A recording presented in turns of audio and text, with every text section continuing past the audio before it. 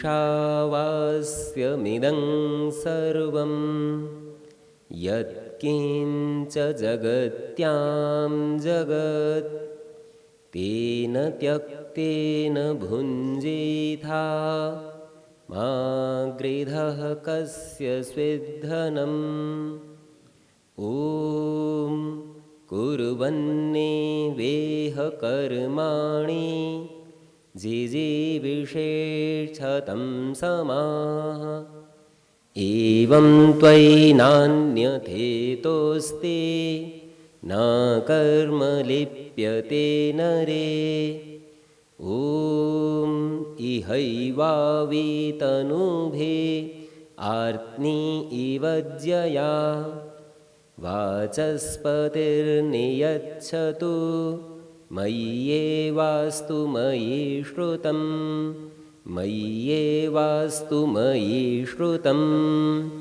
ॐ शान्तिः शान्तिः शान्तिः। मुझसे पूर्व अपने मधुर भजनों के माध्यम से आनंद करा रहे पंडित अमर जी वाचस्पति, उनके साथी भाई ओम प्रकाश जी, मगरा पुंजला आर्य समाज के सभी पदाधिकारी, अन्य समाज व स्मृति भवन न्यास से उपस्थित अधिकारीगण, उपस्थित धर्म प्रेमी बंधुओं, माताओं, बहनों और प्रिय बालकों, सायंकालीन सत्र कर्मफल सिद्धांत अपने आप में कुछ भारी सा विषय लगता है। समय रात्रि का है, दिन भर के कार्य करके आप लोग भी थक गए होंगे। बहुत संभव है बात सुनते सुनते निद्रा ही आ जाए, पर थोड़ा सा प्रयत्न करना। दो चार लोगों के नाम मुझे पता है, हो सकता है मैं बीच में कह दूं हाँ जी बताइए क्या कहा था, तो ऐसा ना हो कि आपकी निद्रा का सभी को पता चल जाए। कर्मफल सिद्धांत की चर्चा करें तो अपने मन में सबसे पहले दो शब्द जो शीर्षक में ही हैं समझ में आएंगे। एक कर्म है, एक फल है। अच्छा जी, ये कर्म क्या है? आप में से कुछ लोग जानते होंगे। कैसे कहते हैं जी कर्म को? किसी को नहीं पता? पुरुषार्थ तो पर्यायवाची जैसा हो गया। जी माता जी, कर्म शब्द को परिभाषित करने के लिए कर्म शब्द का प्रयोग नहीं कर सकते आप कि मनुष्य कर्म करता रहता है। वो तो मैं पूछ ही रहा हूं कर्म होता क्या है। तो वास्तव में ऐसा है, यदि कर्म को समझना हो और कर्म फल को भी समझना हो, और इतना ही नहीं कर्म फल के सिद्धांत अर्थात व्यवस्था को भी समझना हो, तो कुछ बेसिक मूल चीजों को पहले समझना पड़ेगा। आप जो अपने आप को एक शरीर समझते हैं, आर्य समाजी होने से इसमें एक आत्मा है, ये तो जानते ही होंगे। साथ साथ एक और चीज भी है, उसे मन कहते हैं। वो आपकी आत्मा और शरीर के बीच में कहीं है। अच्छा, इस शरीर में कुछ इंद्रियां हैं। इंद्रियां वो हैं जो या तो आपके लिए कुछ जानकारी लाती हैं या आपसे जानकारी लेकर बाहर कुछ काम करती हैं। पूरा क्रम समझ में आया? सबसे अंदर आत्मा है, आत्मा के बाहर मन है, मन के बाहर इंद्रियां हैं, और वहां से आप कुछ गतियां करते हैं और उन गतियों का नाम कर्म है। सामान्य तौर पर गति को समझिए, एक जगह से दूसरी जगह जाना, बस इतनी सी बात। बहुत विश्लेषण नहीं करेंगे कि वो गतियां कैसी हैं, पर समझ में आया कि आप जीवात्मा हैं। आप मन को आदेश देते हैं, मन इंद्रियों को आदेश देता है, और इंद्रियों में कुछ स्थानांतरण देशांतर प्राप्ति होती है। मैं आपके सामने बैठ के हाथ हिला रहा हूं, ये मेरी हाथ इंद्रिय है, कर पाणी। मैंने मन को आदेश दिया, मन ने इसको दिया, ये हिल गया। तो ये इस प्रकार कर्म करने की प्रक्रिया होती है। कर्म वो है जो आदेश के परिणाम स्वरूप होता है। कर्म समझ गए? अब देखते हैं फल। अच्छा, कर्म के साथ फल होना जरूरी है क्या? हाँ जी, कर्म के साथ फल होना जरूरी है क्या? आवश्यक है? नहीं है ना? कैसे? बोले जी हम परीक्षा दें और परिणाम ही नहीं आए। ठीक है ना, सबसे बढ़िया तरीका। कितना अच्छा रहे, परीक्षा लेनी है ले लो, कोई बात नहीं, पर ये नहीं बताना कितने अंक आए हैं, फल ही नहीं मिले। यदि कर्म के साथ फल न जुड़ा हुआ हो तो कर्म का कोई महत्व ही नहीं है। आप जो भी कुछ करते हैं वह किसी प्रयोजन से करते हैं। प्रयोजन लक्ष्य है कि ऐसा करेंगे तो ऐसा हो जाएगा, और वैसा न हो तो वह किया हुआ माना भी नहीं जाता। कल्पना कीजिए, आपको बहुत जोर की भूख लगी है, आपके सामने भोजन तो है पर खाने योग्य नहीं है, कुछ उसमें गंदगी है, मिलावट है, या आपको पता चला कि ये तो बिल्कुल बेस्वाद है, आपकी रुचि का नहीं है। इसका एक छोटा सा दृष्टांत कैसे ले सकते हैं? आप किसी विवाह में गए, शादी में जाते हैं ना फंक्शन में, तो कैसा लगता है?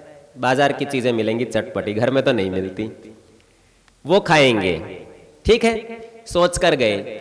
अब पहुंच गए जी, वो साहब कोई आयुर्वेद को जानने वाले हैं, प्राकृतिक चिकित्सा को जानने वाले हैं, विवाह के अवसर पर उन्होंने बनवाई है खिचड़ी, बनवाई है, स्वास्थ्य थोड़ी बिगाड़ना है किसी का। अथवा घर में ही बना हुआ हलवा प्रस्तुत किया है मिठाई के नाम पर, आप खा तो लेते हैं, घर आके कहते हैं ये कोई शादी थी, इसमें कुछ था ही नहीं, चाट पकौड़ी तो मिली ही नहीं, चाउमीन था ही नहीं।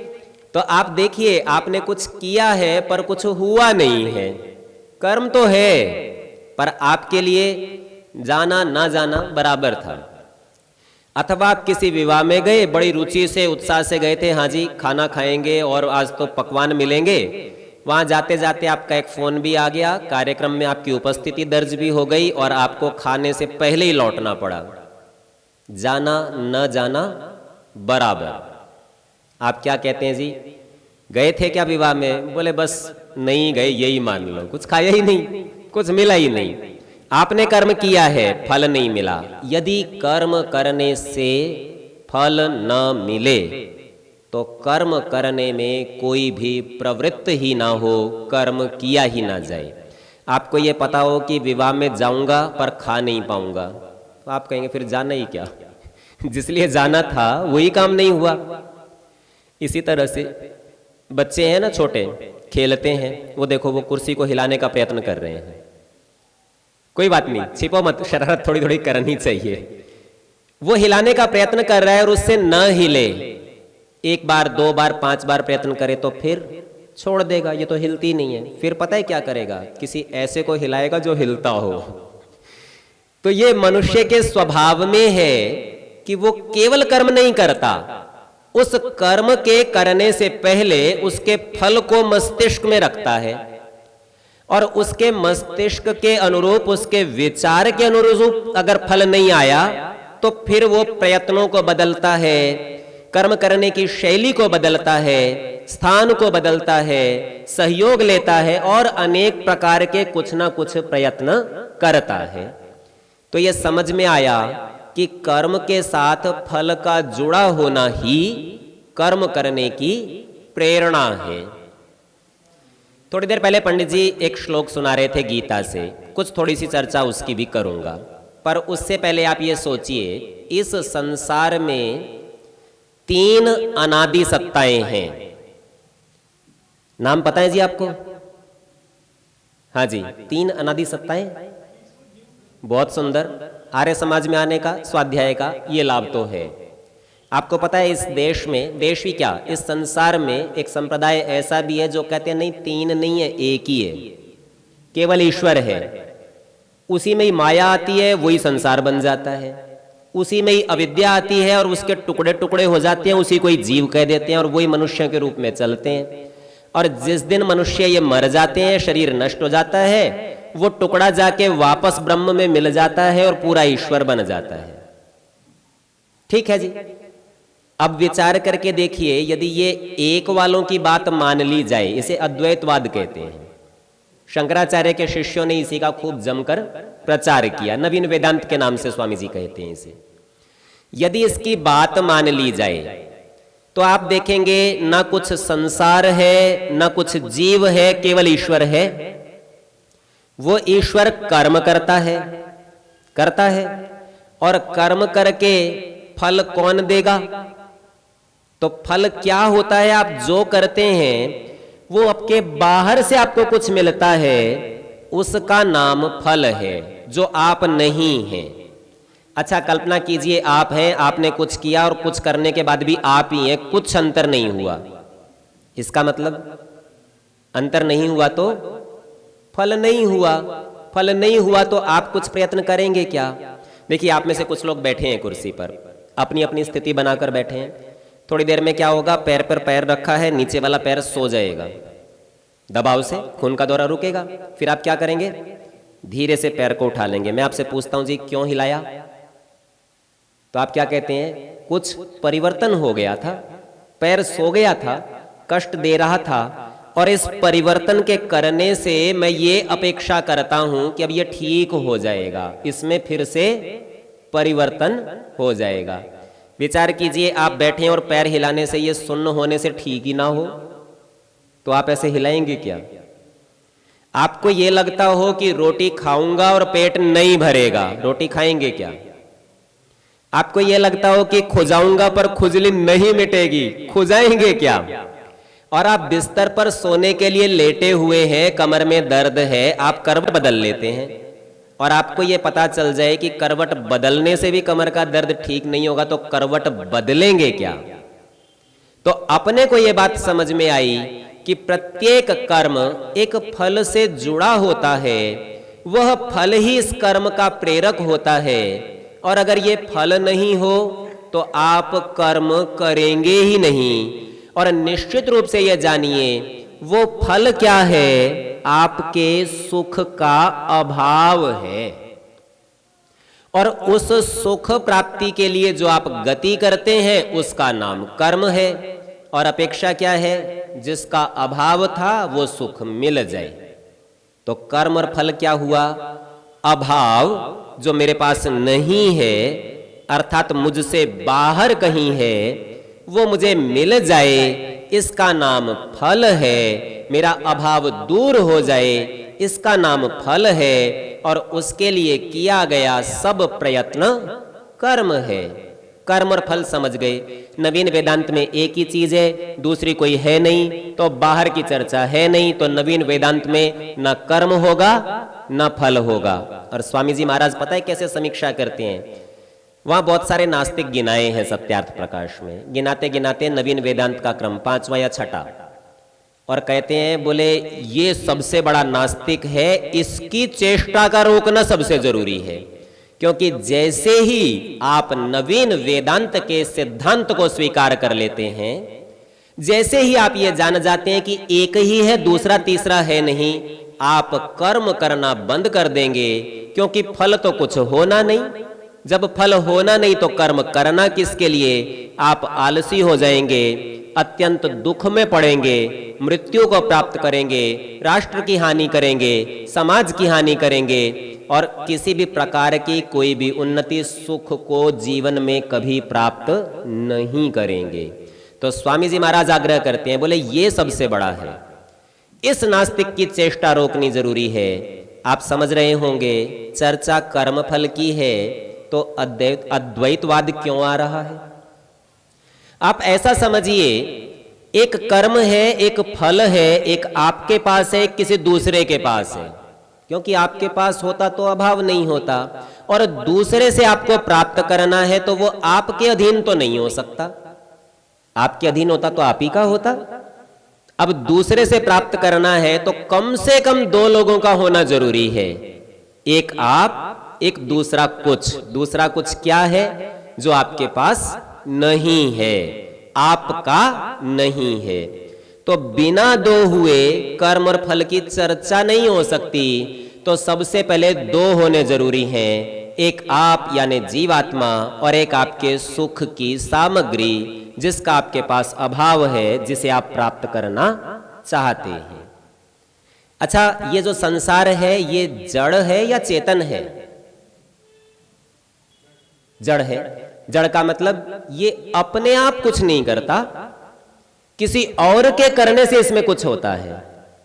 यदि ये सुख की सामग्री है भी तो आपको अपने आप तो मिलेगी नहीं, और आप इसे प्राप्त कर ले तो प्राप्त करने से आपको सुख हो जाए, अभाव समाप्त हो जाए, इस बात को बनाने के लिए आपको एक व्यवस्था की आवश्यकता पड़ेगी। व्यवस्था की आवश्यकता इसलिए पड़ेगी, यदि व्यवस्था नहीं हो और आपसे कह दिया जाए वो सामने धन रखा है और यहां सभा में 50-60 लोग उपस्थित हैं और लो जी ये सब आपका है, फिर कैसे किसको कितना मिलेगा जी? क्या व्यवस्था बनेगी? जो पहले दौड़कर पहुंच जाएगा, जितना उसके नियंत्रण में आ जाएगा उतना ले लेगा, उतना उसका। अच्छा, ऐसा होने से आप सब लोग संतुष्ट होंगे ना कि जी जो दौड़ पाया, जिसको मिल गया उसी का? फिर आपको क्या लगेगा? नहीं, ये बात तो ठीक नहीं है, मैं भी तो आदमी हूं, ये भी आदमी है, हम दोनों दौड़े थे, दोनों के हाथ थे, बराबर मिलना चाहिए था। तत्काल अपने को यह समझ में आएगा, क्योंकि जीवात्माएं अनेक हैं, आप सबके शरीर है ना अलग अलग, सब अलग अलग सोचते हैं, अलग अलग सुख का अनुभव करते हैं, अलग अलग क्रिया करते हैं। तत्काल एक दिमाग में आएगा, एक नियम होना चाहिए भाई, बिना नियम के काम ठीक नहीं बनता। कुछ मिल भी गया तो भी सुख का अभाव पूरी तरह से नहीं जाता। देखो कैसा है, मान लीजिए आपको 500 रुपए चाहिए, आप दौड़ के गए और 5000 मिल गए, बहुत सुख होना चाहिए ना? लेकिन होगा क्या? बोले मेरे साथ वाला दौड़ा, उसे तो 50,000 मिल गए, मुझे 5 ही मिले। अपनी प्राप्ति से सुख नहीं होगा, दूसरे की अधिकता से दुख होने लगेगा। द्रव्य तो मिला है पर सुख नहीं मिला है। एक बात तो यहां से यह ध्यान कर लेना कि द्रव्य मिलना कर्म का फल नहीं है। कर्म का फल सुख और दुख का मिलना है। जब आपने अपने साथ दौड़ने वाले एक व्यक्ति को देखा था और देखकर आपने देखा इसे तो 85 रुपए मिले, मुझे 5000 मिले, अपनी उसी क्रिया से बहुत सुख मिल रहा था। और जैसे ही दूसरी ओर देखा कि इसे तो 50,000 मिल गए इतना ही काम करके, क्रिया वही थी, क्रिया में कोई अंतर नहीं हुआ, लेकिन आपका सुख दुख में बदल जाता है।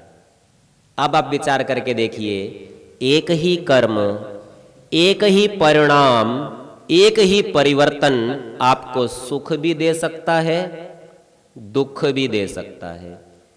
अगर एक ही कर्म से ये हो रहा है तो ये मानना पड़ेगा ये कर्म ना तो सुख दे रहा है ना दुख दे रहा है, क्योंकि यदि यह कर्म सुख देने वाला था तो इसे सुख ही देना चाहिए था, और यह कर्म दुख देने वाला था तो इसे दुख ही देना चाहिए था।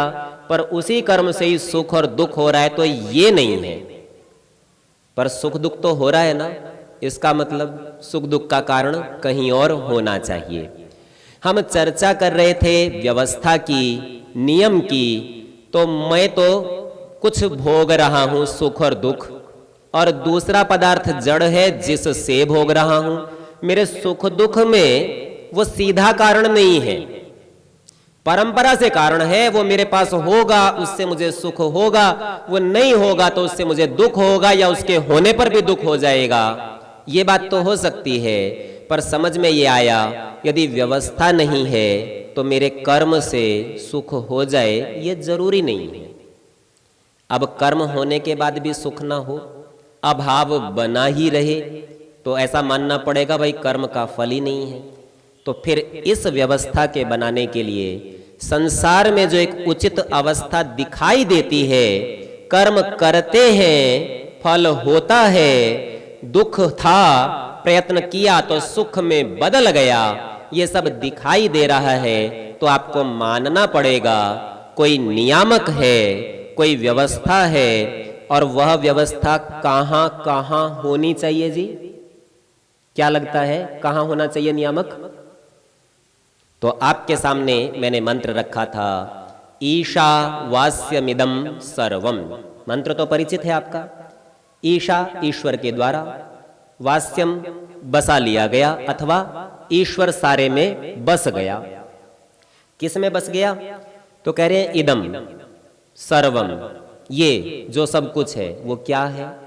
तो कह रहे हैं जगत्याम जगत, जगती में भी जगत। अच्छा, जगत शब्द जो है ना वो गमनशील को कहता है। संसार में संसार, एक जगत कहने से काम चल सकता था, वेद में 2 बार क्यों कह दिया?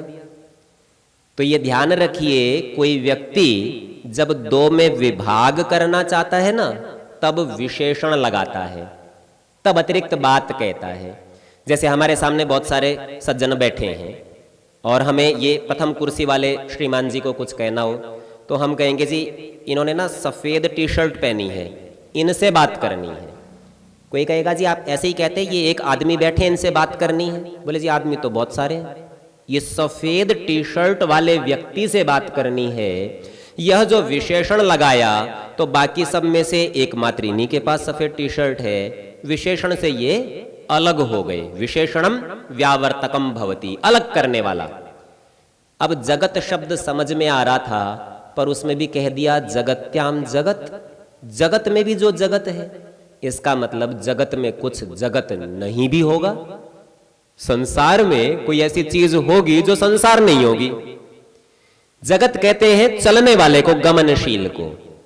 तो अब ये संसार में 2 तरह के पदार्थ हैं, एक चलने वाले, एक नहीं चलने वाले। और जो नहीं चलने वाले हैं ना, वो भी चलने वाले के साथ से चल पड़ते हैं। जैसे आपकी गाड़ी है, हमारे श्रीमान संपत जी अभी हमें ले आए न्यास से, उनके पास गाड़ी है, बाहर खड़ी है। आपको पक्का भरोसा है ना जी नहीं चलेगी? नहीं चल सकती ना। कब चल सकती है? जब चलाने वाला चलाता है। तो संसार में 2 तरह के पदार्थ हैं, एक नहीं चलने वाले, एक चलने वाले। और ये चलने वाले कुछ करते हैं तो नहीं चलने वाले भी चल पड़ते हैं। और मंत्र में क्या कहा? जगत्याम जगत, इस जगत में जो कुछ गतिशील है। तो 2 सत्ताएं इस जगत में गतिशील हैं, एक ये जड़ संसार और दूसरे चेतन। जड़ संसार उन चेतन जीवात्माओं के सहयोग से गतिशील हो जाता है। चेतन भी केवल आप जीव ही हो इतना ही नहीं है, इससे बढ़ के एक और बात है जिसकी चर्चा हम कर रहे थे, जिसे हमने नियामक सत्ता कहा था, जिसे आप परमेश्वर कहते हैं। चेतन वो भी है और उसके चलाने से भी जड़ चलता है। और ये सारा संसार, पृथ्वी आदि आप लोग तो नहीं चला रहे ना जी। चंद्रमा को आपने तो धक्का नहीं लगाया ना घूमने के लिए, पर घूम रहा है ना। तो मतलब उसको चलाने वाला कोई और बड़ा चेतन, कोई और बड़ा नियामक है, उसका नाम परमेश्वर है। आप यूं समझिए, 2 के पैदा होते ही कर्म और फल के होने की बात शुरू हो गई थी, और 3 के पैदा होते ही संतुलन की बात, नियम की बात शुरू हो जाएगी। यदि परमेश्वर नहीं रहे तो कर्म फल का कोई मतलब ही नहीं है।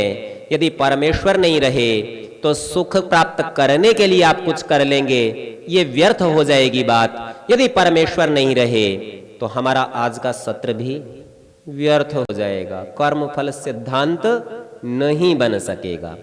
तो ये समझ में आती है बात कि अपने को कम से कम 3 से काम चलता है, 3 से कम में नहीं चलता है।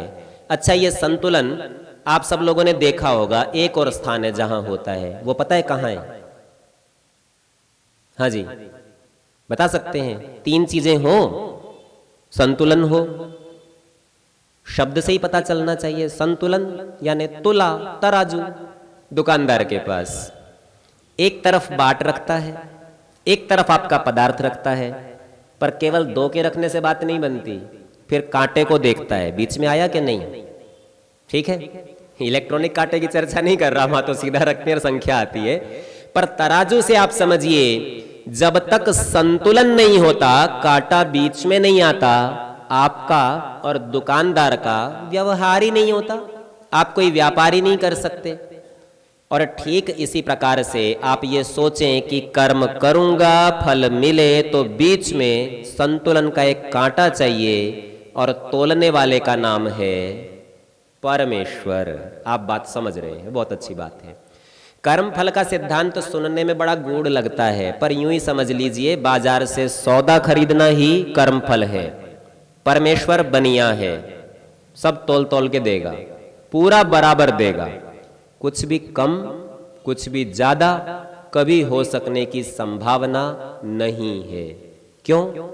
ईशावास्यमिदं सर्वम यत् किंच जगत्याम जगत, सारे संसार में बसा हुआ है। आप किसी भी संसार के कोने में कोई भी क्रिया करें उसके ज्ञान में है, और वह जैसा जानता अपने सामर्थ्य से वैसा ही तोल कर देगा। तो ज्यादा भी नहीं देगा, कम भी नहीं देगा, जल्दी भी नहीं देगा, देर से भी नहीं देगा। अच्छा, पता है कैसा होता है? अपने लोग, बच्चों ने किया होगा, मैंने भी किया था बचपन में। आम खाते हैं गर्मियों में, फिर गुठली बो देते हैं, बोले अपना ही पेड़ लगा लेंगे, बाजार से लेने की जरूरत नहीं है, ठीक है ना। और बोने के बाद एक आध दिन 2 दिन तो हो सकता है कोई कोई धैर्य रख ले, फिर खोद के देखते हैं उगा ही नहीं। तो आपको क्या लगता है जी, कर्म तो आपने कर दिया ना, फल तो मिला ही नहीं, तो बिना फल के कर्म कैसा? तो बार बार देखते हैं क्या पता मिल जाए। तो आप ये देखिए, अच्छा विचार करके बताइए, ये कर्म कर रहा है तो फल मिलेगा कि नहीं मिलेगा? आपने गुठली बोई है, बीज बोया है, तो उगेगा कि नहीं उगेगा? और उगेगा तो फल मिलेगा ना। पर अभी तो नहीं मिल रहा, एक दिन में तो नहीं मिल रहा, 1 महीने में भी नहीं मिलता। वो पेड़ उगेगा, बड़ा होगा, 3-4 साल बाद फलेगा, तब फल देगा, और जब देगा तब मिलेगा। तो पता है समस्या कहां है?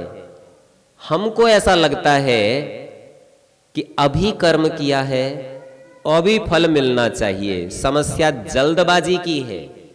कर्म का फल ना हो ये तो कभी नहीं हो सकता, होगा तो जरूर, अवश्यमेव भोक्तव्यम कृतम कर्म शुभाशुभम, होना तो जरूर है। पर समस्या है हमारी जल्दबाजी की, और हम उस जल्दबाजी को क्या कहते हैं? नहीं जी, कर्म का फल नहीं भी होता है। दोष आरोप परमेश्वर में।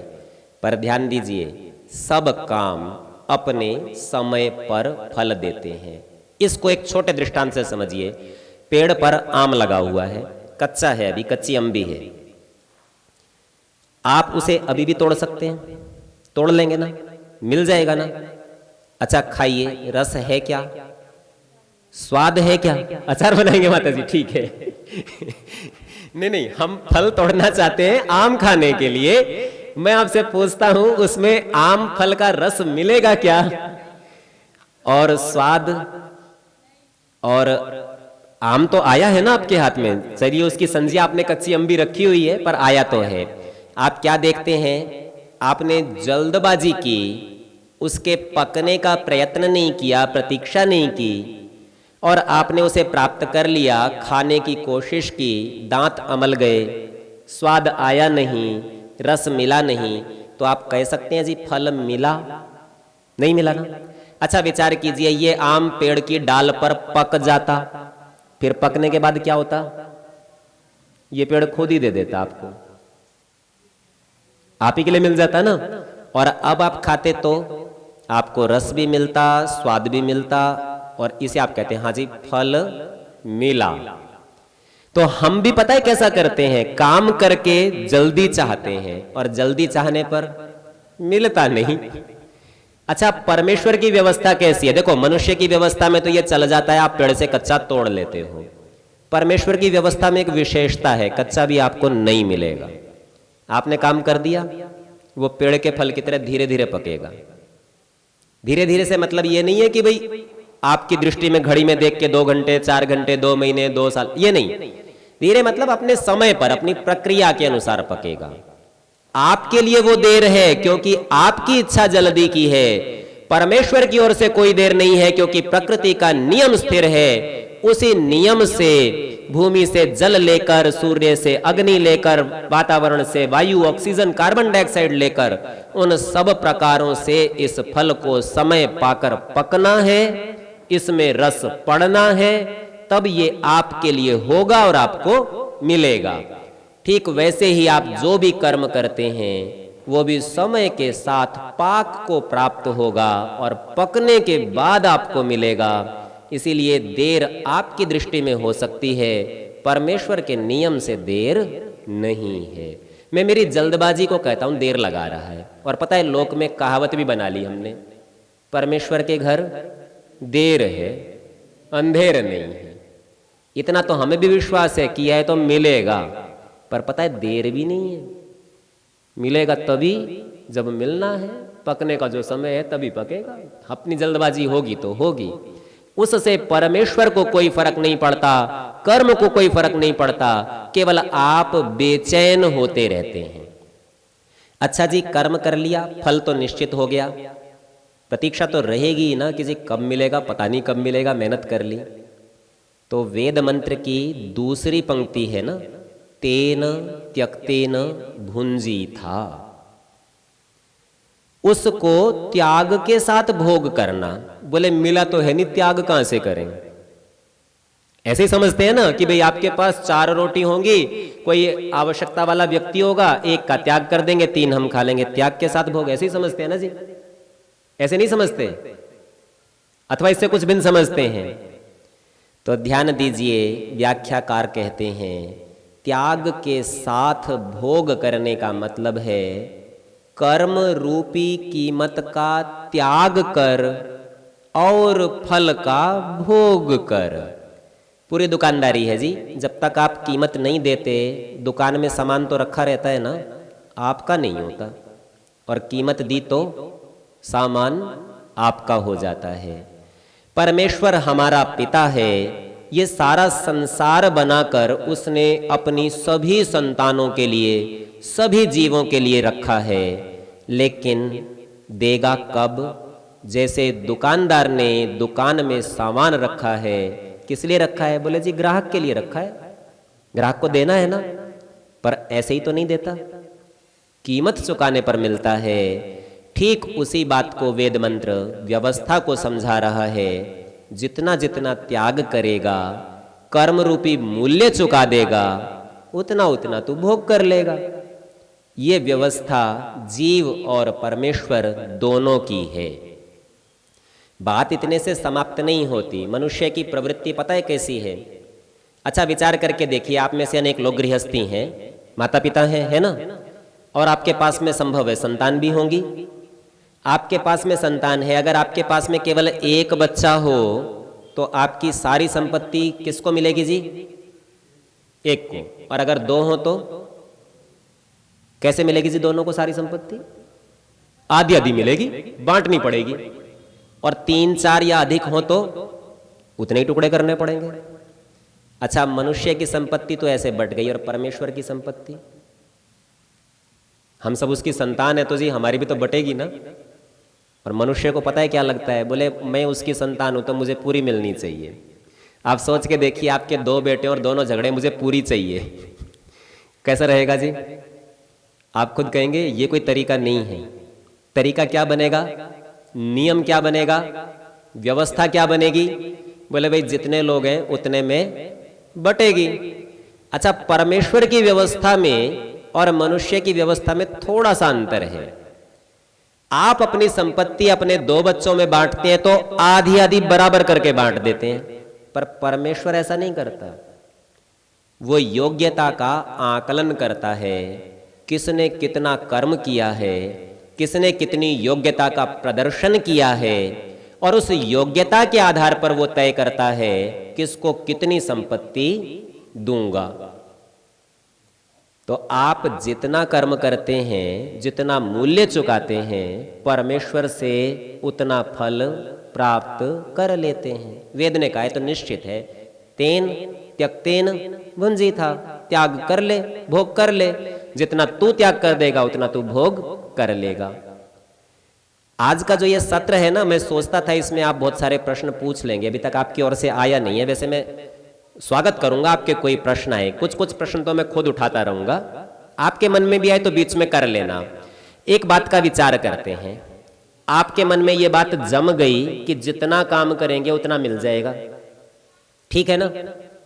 अच्छा विचार कीजिए, शारीरिक श्रम से गिनता हूं, एक मजदूर 8 घंटे मजदूरी करता है, सायकाल में आप उसे 500 रुपए दिहाड़ी देते हैं। आजकल लगभग ऐसा ही भाव है ना जी मजदूरी का।